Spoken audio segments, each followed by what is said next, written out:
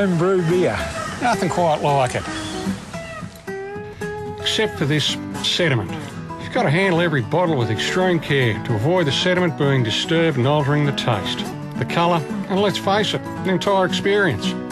So, the sediment extractor removes the sediment from the homebrewed beer while it's fermenting in a sealed bottle.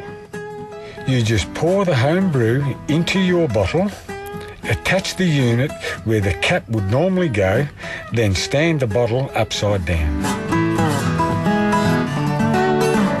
During the fermentation period, the sediment sinks into the extractor until it is removed later. As it comes off, the unit caps the bottle without breaking the pressurised seal, leaving you with a perfectly clear, fizzy beer. no matter how badly it's handled. Where's your bottle? Please welcome Pat Alkermade and Brett Shelcott. Hey, Pat. Hey, Brett. Now, you and your wife first thought of this 20 years ago? Yeah. And you two have spent hundreds of thousands of dollars on it so far? Yes, that's correct. But you're okay with that, aren't you? Yeah, that's all right. Yeah, good. Sort of. You'll get it back. And, well, let's go through how it works. You get your homebrew in a bottle, and then you put your invention on it, and seal it, turn upside down, leave it for a month, tap it every now and again to get the sediment off the walls if you need to. And then this is the really clever part. The cap breaks into two, doesn't it? Yep. And as you're unscrewing that bottom bit, it's... Well, what's happening? You're closing a valve. Yeah, what's happening? You've got a little plunger inside. Yeah. A little needle in the actual catcher. Yep. And as it comes down, consequently shuts the valve off. Shuts the valve there. But what you've got in here is a tiny bit of beer that will just decant off. But you've also got... I feel like Jamie Oliver. All that yucky sediment down the bottom. Can you see that? Oh, it's horrible. That tastes horrible, doesn't it? And if you have a swig of that from the bottle, that's normally what you get in your mouth, right? Now, this is the bit you tip out. yeah, that's right. That's right. So then you got that. What do you do with that? You take the top off. Oh, hear that? And then I think I know what to do with this. Oh, that's good.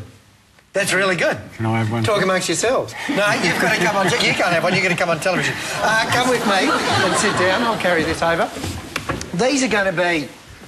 And you can reuse these a million times, can't you? Hundreds of times over. Yeah. Not a problem at all. And you'd get, like, if you were making 30 bottles per batch, you'd buy 30 of them for how much each?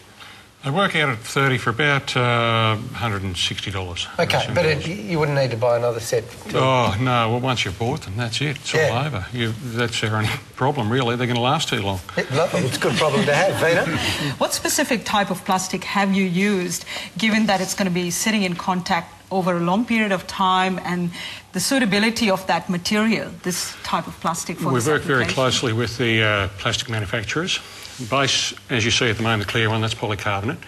The top is a glass-filled polypropylene. Consequently, now, plastics going back quite a few years had a lot of problem with breathing. Nowadays, no, we do not have that problem at all. So have you done any testing to really check whether there's no sort of contaminants or any sort of problems that might occur as a result of breakdown? All the plastics we've used are, generally speaking, the FDA food-grade plastics, right? So FDA is mainly, how would you put it, your benchmark, and consequently if it's approved by them, that's the only plastic we've looked at. We haven't used anything else. Richard.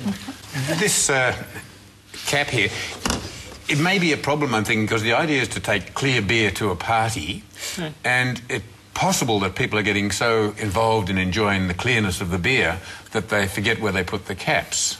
Have you thought about a way of... Well, that may be a problem of losing them. Have you thought of a way of attaching those to the bottle, for example?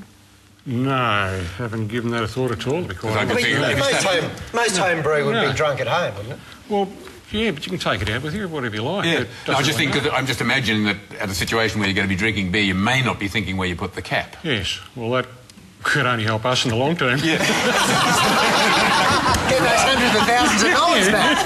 Well, now that leads to another thing, because is it possible to buy the caps separately, and then when you've got a whole range of them brewing up, you leave those on there and you use more caps but the body is recycled. Initially, no, we're not going to, but as people, as you say, get the supply of the bases, yes, most definitely we'll be selling them as a separate item for sure. Yeah. From my experience, home brews can be ruined if everything's not sterile, of course. How easy is this to clean? Can you actually make it clean? Very easy. We just cold water sterilise. I've been sterilising them now for probably the last 18 months, right? And you just take the big seal out, you sterilise the valve and the plunger all into one, so you screw them together, you sterilise them in the open position and in the closed position, and there's not a problem. Yeah. That's good. Summing up, Peter. You might still look at, I guess, I mean, from a price point of view, that's going to be the big driver. So if there are opportunities to look at the material as well as manufacturing process to bring the price down, would certainly make it a lot more attractive for people. Richard? Oh, I love it. I can beer clearly now. Richard. Look, you've done your homework, which is great, and I can actually see that there's other applications as well, maybe even in oil or industrial use, getting rid of sediments. So This is only the tip of the iceberg. Tip of the iceberg? Yes. Well, let's just taste again. Please thank Pat Alcabade and Brett Shelker. Thank you very much. thank you very much.